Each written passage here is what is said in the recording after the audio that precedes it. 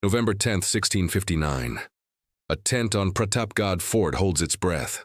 Afzal Khan, a giant of a man, embraces the much shorter Shivaji Maharaj. In that embrace, betrayal ignites. Steel flashes. History shifts. But what if, in that single world-altering heartbeat, the blade had missed? What if Afzal Khan's dagger found its mark first, and he had killed Shivaji? This isn't just a historical what if. It's proof that one moment, one single decision under pressure, can change the fate of an entire civilization. To truly grasp the danger of that moment, we must understand the stakes. Afzal Khan wasn't just a messenger. He was an execution order in human form, sent by the powerful Sultanate of Bijapur with one goal: to completely erase the fledgling Maratha kingdom.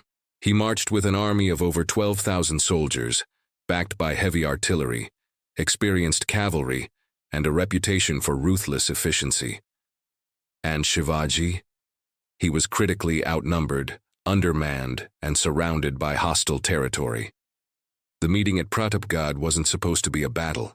It was checkmate, the end of the line for the Marathas, unless the game was played with absolute perfection. Now, let's break the timeline. Imagine that moment again.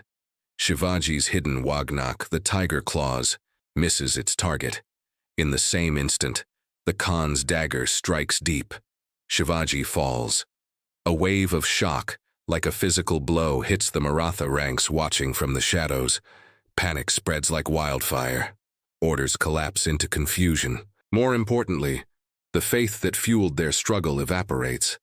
In that single, bloody moment, the dream of Swarajya, of self-rule, dies. It becomes a forbidden dream, spoken only in hushed, fearful whispers, a ghost haunting the hills of the Sahyadris. The immediate consequences are catastrophic. Without Shivaji's magnetic presence and strategic genius, his commanders hesitate. That hesitation is fatal. The carefully planned ambush at Pratapgad turns into a brutal massacre of the Maratha forces. The very heart of their army is torn out. Next, the network of forts, the backbone of Maratha power, begins to crumble. Raigad, Rajgad, Torna, each a symbol of their fight for freedom, falls one by one without a unified leader to direct their defense. The mountains, once echoing with calls for liberty, go silent. The initial collapse is swift, total, and irreversible. But the ripple effects don't stop there. They stretch across centuries, creating a long, dark shadow over the subcontinent. With Shivaji gone, there is no Maratha Empire. His son, the brilliant Sambhaji, never gets the chance to rule. The courageous Tarabai never leads the resistance. The Peshwai, the era of powerful prime ministers, never comes to be. This means no Bajirao I, the legendary general, to slam his unstoppable cavalry into the ambitions of the mighty Mughal Empire. This changes everything for the Mughals.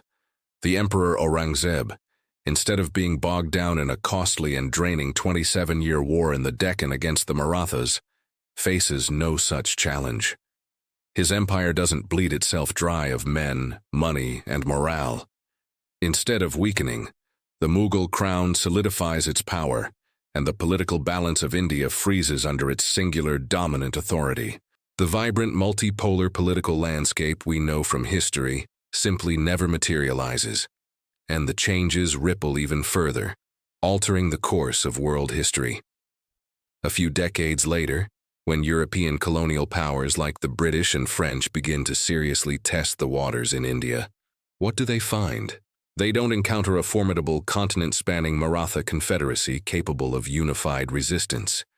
Instead, they find a powerful but overstretched Mughal empire and a collection of fractured, competing regional powers. There is no one to provide a blueprint for guerrilla warfare, no logistical genius to inspire later freedom fighters.